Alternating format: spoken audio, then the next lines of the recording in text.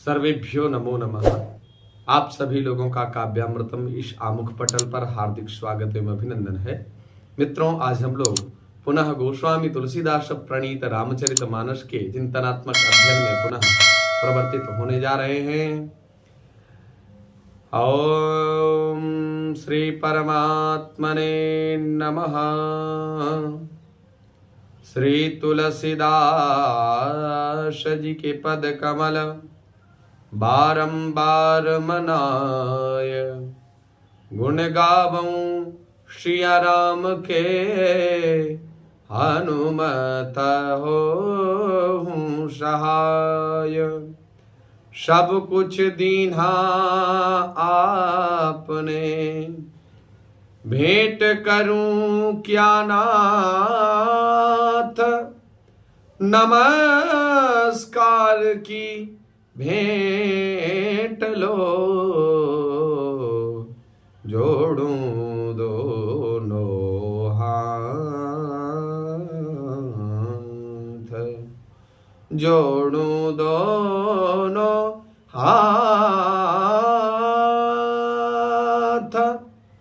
निश्चय प्रेम प्रतीति ते, विनया करें सन्मान, तेहि के कारज सकल शुभ, सिद्ध करें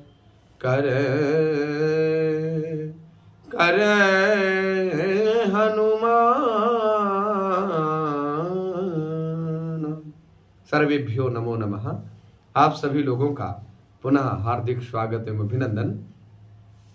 आज हम लोग पुनः रामचरितमानस की चर्चा में प्रविष्ट होने के पूर्व प्रसंग को संयोजित करते हुए, संपृक्त करते हुए चर्चा को आगे संवर्धित करेंगे। मित्रों, पूर्व प्रसंग में हम लोगों ने सुना था कि याज्ञवल्क्य जी महाराज भरद्वाज जी को कह रहे थे, भव भंजन रघुनाथ भजु, तुलसी तजी मान पद।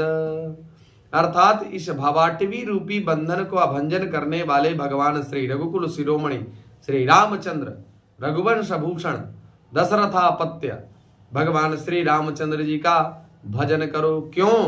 क्या प्रयोजन है? क्योंकि हम संसारियों का बिना प्रयोजन के किसी कार्य में प्रवर्तित होना अत्यंत असंभव है। जब तक स्वार्थ पूर्ति ना हो, परार्थोद्देश्यक किसी कार्य को हम लोग नहीं करते। स्वार्थोद्देश्यक कार्य में ही हम लोगों की प्रवृत्ति होती है। इसलिए क्या स्वार्थ छिपा है? तुलसीदास जी कहते हैं, तुलसी तजिमान पद, तुलसी तजी मान तजा भजु रघुनाथ, भव भंजन रघुनाथ। रघुवंश शिरोभूषण, रघुवंश शिरोमणि श्री रामचंद्र जी के अनंत गुण गणों का चिंतन करो, ताकि ये जो आवागमन रूपी बंधन है, उस बंधन का जो है समोन्मूलन हो जाए, क्षय हो जाए। वो बंधन दोबारा न बंधे, उस बंधन में हम न बंधे। हिमगिरि गुहा एक यति पावनी, बसमीप सुरसरी सुहावनी। आश्रम परम पुनीत सुहावा, देखी देखी देवरसि दृषि मनयति भावा।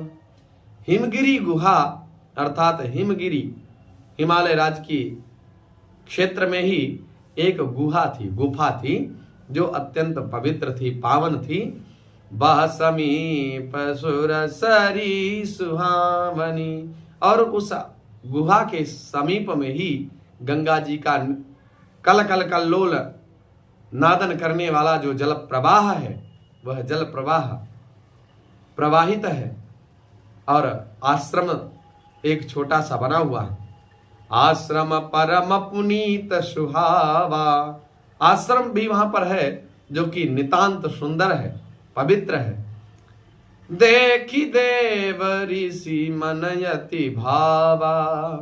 देवर्षि नारद जी का मन अत्यंत प्रभावित हुआ, भगवान की अभिप्रेरणा हुई, उनका मन बहुत प्रभावित हुआ। निरखि शैल सरि विपिन विभागा, भयं रमापति पद अनुरागा। सुमिरत हरि श्राप गति बाधी, सहज विमल मन लागी समाधि। वहां पर नीराखी माने देख करके, शैल अर्थात पर्वत, शरी अर्थात नदी, विपिन अर्थात जंगल में। मुनिगण जंगल में इसलिए तपस्या के लिए जाते हैं क्योंकि सांसारिकों से दूर रहने पर ही भजन इत्यादि हो सकते हैं। क्योंकि एकाग्र चित्तता लाने के लिए हो सकता है जन्म जन्म मुनि जतन कराही, अंतराम कहीं आवत नाही। जब जन्म जन्मांतरीय अभ्यास होता है तब राम नाम के अनंत गुणगणों में, राम जी के अनंत गुणगणों में हमारी प्रीति होती है।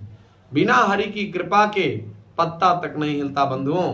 तो हम लोगों की जितनी भी क्रियाएं हैं सब भगवान के द्वारा संपोषित हैं, तभी हम लोग किसी भी क्रिया में प्रवर्तित हो पा रहे हैं। बड़ा भगवान का स्नेह एवं आशीर्वाद है जो हम लोग इस प्रकार से मंगलमयी चर्चा कर पा रहे हैं। तो भयं रमापति पद अनुरागा, रमापति रमाकांत जी के चरणों में देवर्षि नारद जी का अनुराग बढ़ गया। मुनि गति देखी सुरेश डराना, काम ही बोली की निशन माना। सहित सहाय जाहु मम हेतु, चलऊं हरसी हिया जलचर के तू, जलचर के तू। नारद मुनि की यह तपोमयी स्थिति को देख करके देवराज इंद्र डर गए। काम ही बोली किन सनमाना, उन्होंने कामदेव जी को आहूत किया और उनको आमंत्रित करने के बाद उनका आदर सत्कार किया और कहा कि मेरे हित के लिए सहित सहाय जाहूं मम हेतु, मेरी सहायता करो, मेरे हित के लिए आप एक काम करिए। हा चलऊं हरसिया जलचर के तू, मेरे हित के लिए तुम सहाय को सहित नारद जी की समाधि को भंग करने के लिए जाइए। यह सुनकर के मीन ध्वज जले चरती, अर्थात जल में जो विचरण करते हो ऐसे मीन मछली, और मछली है केतु जिसका, ऐसे कामदेव। तो कामदेव जी महाराज मन में प्रसन्न होकर के चले। सुना सीर मन महुअसि त्रासा, चाहत देव ऋषि मम पुरबासा। जे कामी लोलुप जग माही, कुटिल काक इवा सबहि डराही, सबहि डराही। इंद्र के मन में यह डर हुआ कि देवर्षि नारद मेरी पूरी अमरावती का निवास जो राज्य है वो चाहते होंगे, तभी ये इतना तपस्या कर रहे हैं। जगत में जो कामी और लोभी होते हैं वे कुटिल कौवे की तरह सबसे डरते रहते हैं। सूख हाड़ल भाग सठ, श्वान निरखी मृगराज। छीन ले जनि जान जड़ा, तिमि सुरपति न लाज। जैसे मूर्ख कुत्ता सिंह को देख करके सूखी हड्डी लेकर के भागे और वह मूर्ख समझे कि कहीं उस हड्डी को सिंह ना छीन ले, वैसे ही इंद्र नारद जी मेरा राज्य छीन लेंगे ऐसा सोचते हुए उनको लज्जा तक नहीं आई। इसी पक्ष को महामना भर्तृहरि जी ने भी निरूपित किया। क्रमिकुल चितम लालाक्लिन्नं जुगुं क्रमिकुलचितं लालाक्लिन्नं विगन्धि जुगुप्सितं क्रमिकुलचितं लालाक्लिन्नं विगन्धि जुगुप्सितं निरुपम रसं प्रीत्या खादन्नरास्ति निरामिषम् सुरपतिमपि स्वापार्श्वस्थं विलोक्य न संकते न हि गणयति क्षुद्रो जंतु परिग्रह फलगुताम्। क्रमि कुल चितम अर्थात क्रमि माने होता कीड़ा और कुल माने होता समुदाय, कीड़ों का समुदाय, चितम माने व्याप्तम, कीड़ों का समुदाय व्याप्त है। लाला क्लिन्नम, और लाला बोलते हैं लार को, तो ये जो लार है उससे क्लिन्नम मिला हुआ माने कीड़ों से व्याप्त और लार से सम्मिश्रित, और विगंधी अर्थात विगतः गंधी ही अस्मात्, जिससे गंध निकल चुकी है, दुर्गंध मात्र बची है, ऐसी जुगुप्सितम घृणितम, अरे घृणित निरुपम रसम प्रीत्या खादन्नरास्ति निरामिषम। जैसे कोई कुत्ता किसी अस्थि को लिए हो जिसमें कीड़े लगे हों और लार से व्याप्त हो, दुर्गंध पूर्ण हो, जुगुप्सित घृणित हो, जिसमें कोई रस ना हो, उसको भी वह प्रीति पूर्वक खा रहा हो, और कहीं भगवान इंद्र भी वहां आ जाएं तो वह कुत्ता उस हड्डी को लेकर के सीधे भाग चलेगा। क्यों? कहीं ये इंद्र मेरी हड्डी न खींच ले। तो इस पक्ष को लेकर के गोस्वामी तुलसीदास जी भी यहां वर्णन कर रहे हैं कि जो नीच प्रकृति का आदमी होता है वह वस्तु की निस्सारता को नहीं समझता है। अरे कोई भजन पूजन कर रहा तो देवराज जी को विघ्न डालने की क्या आवश्यकता थी, लेकिन उनको एक ही मात्र डर है कि कहीं मेरा राज्य कोई छीन न ले, इसलिए उनकी तुलना कुत्ते से की गई। तही आश्रम ही मदन जब गयम निज माया वसंत निरमयऊ कुसुमित विविध बिटप बहुरंगा कूजहि कोकिल गुंजहि भृंगा। जब आश्रम में मदन अर्थात कामदेव गयऊ माने गए, जब कामदेव नारद जी जहां पर तपस्या कर रहे थे उस आश्रम पर पहुंचे तो निज माया वसंत निरमयऊ, अपनी माया के प्रभाव से उन्होंने बसंत ऋतु का निर्माण किया। कुसुमित विविध बिटप बहुरंगा, तरह तरह के वृक्षों पर रंग बिरंगे फूल खिल गए। कूजहि कोकिल गुंजहि भृंगा, कोयल बोलने लगी और भौरे गुंजार करने लगे। भौरे भी अपनी गुंजन ध्वनि के माध्यम से उन पुष्प कणों में पुष्पावली में परिभ्रमण करते हुए गुंजार कर रहे थे। चली सुहावनी त्रिविध बयारी काम कृशानु बढ़ावन बारी, काम कृशानु बढ़ावनिहारे रंभादिक सुर नारी नवीना सकल असम सर कला प्रवीणा। अर्थात काम कृशानु बढ़ावनिहारी चली सुहावनी त्रिविध बयारी, अर्थात काम रूपी अग्नि को, कामाग्नि को प्रदीप्त करने वाली जो वायु है वह वायु बसंत ऋतु में चली, शीतल मंद और सुगंधित।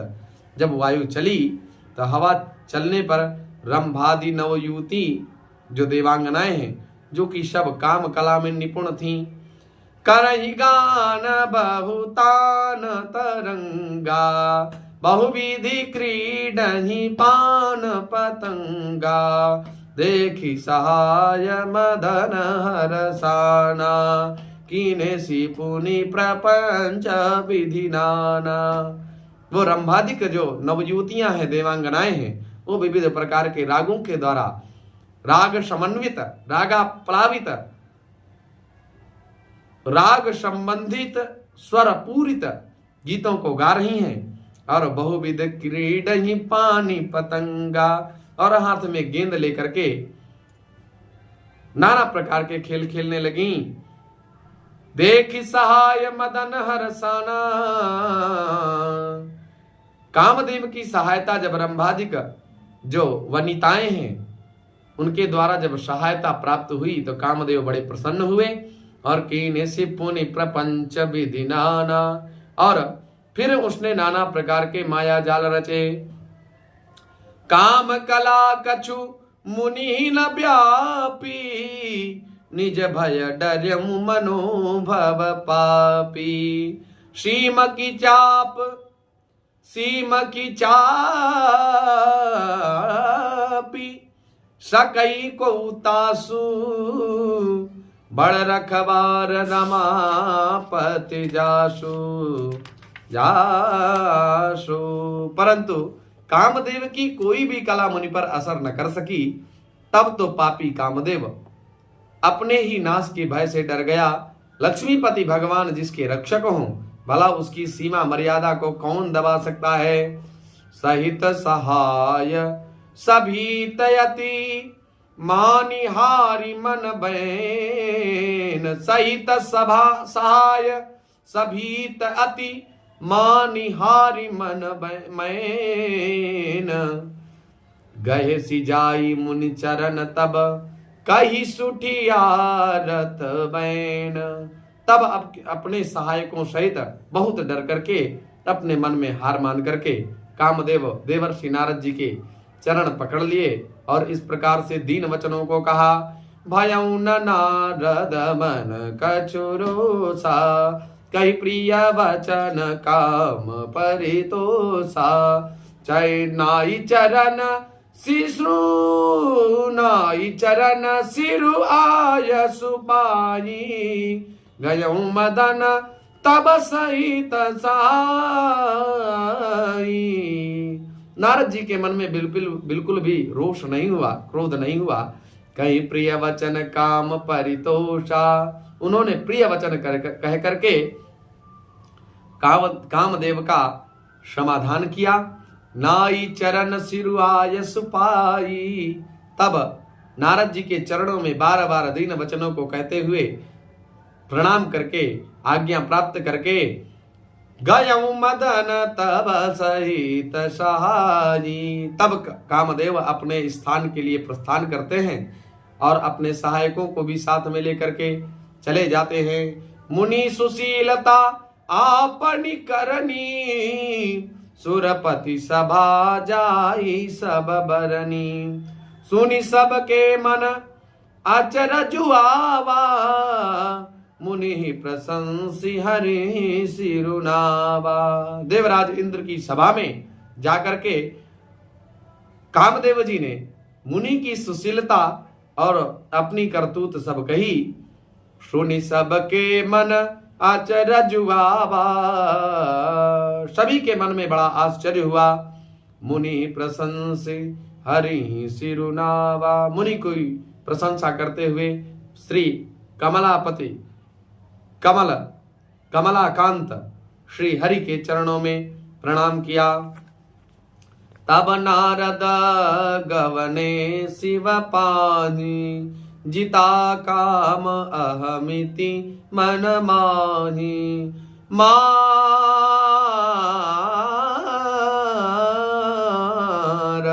मार चरिता शंकर ही सुनाए, अति प्रिय जानी महेश सिखाए। तब नारद जी शिव जी के पास गए।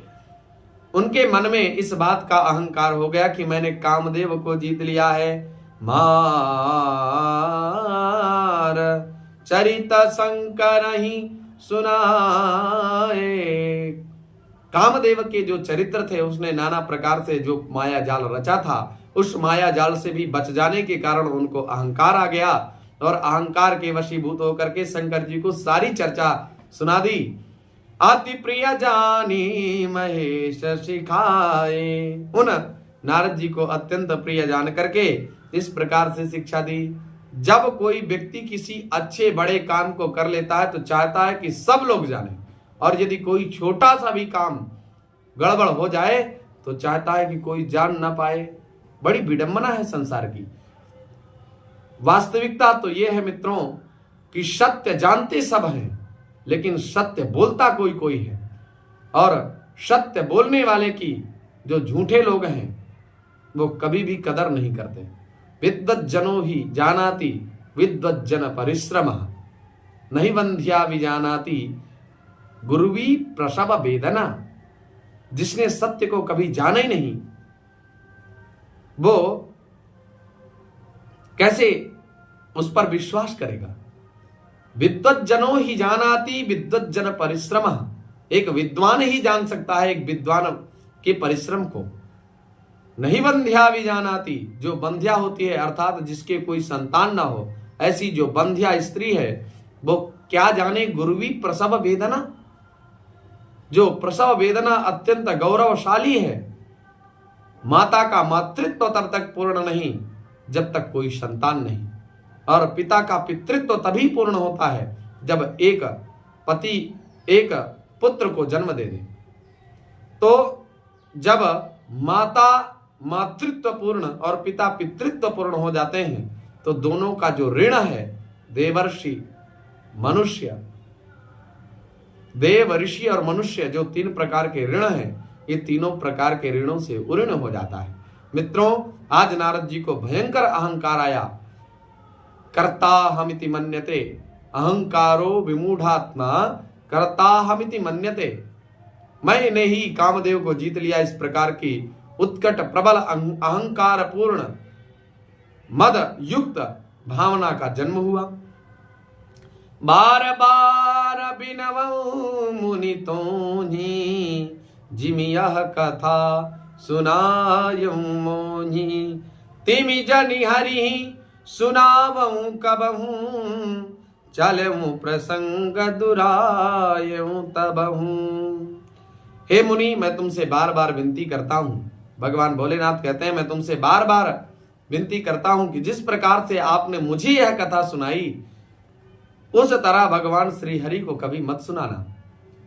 चर्चा भी चले तब भी इसको छिपा लेना। चलऊं प्रसंग दुरायूं तबहूं, अर्थात जब प्रसंग भी चले तो इसको कहना नहीं तो बड़ी समस्या बन जाएगी।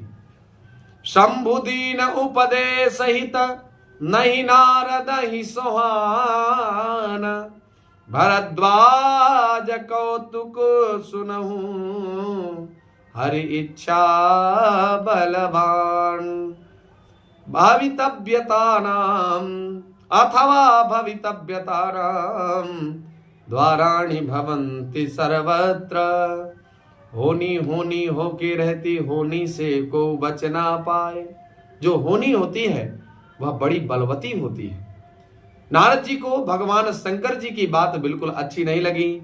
शंभुदीन उपदेश हित, उपदेशकारी हितपूर्ण उपदेशों को जो है शंकर जी ने प्रदान किया देवर्षि नारद जी को, लेकिन नहीं नारद ही सुहान, नारद जी को बिल्कुल अच्छा नहीं लगा। भरद्वाज कौतुक सुनहु, याज्ञवल्क्य जी भरद्वाज जी से कहते हैं कि इस कौतुकता को देखो, कौतूहलता को तो देखो। हरि इच्छा बलवान, भगवान हरि की इच्छा बलवती प्रतीत होती है, इसलिए नारद जी को ये हरि चर्चा अच्छी नहीं लग रही है। मित्रों, आगे के प्रसंग को हम अगले दिन में सुनेंगे। आशा है आप लोग लाभान्वित हो रहे होंगे, तो चैनल को लाइक शेयर एवं सब्सक्राइब करना ना भूलें। पुनः आप सभी लोगों का हार्दिक स्वागत अभिनंदन वंदन करते हुए वाणी को विराम। नमो नमः। धन्यवाद।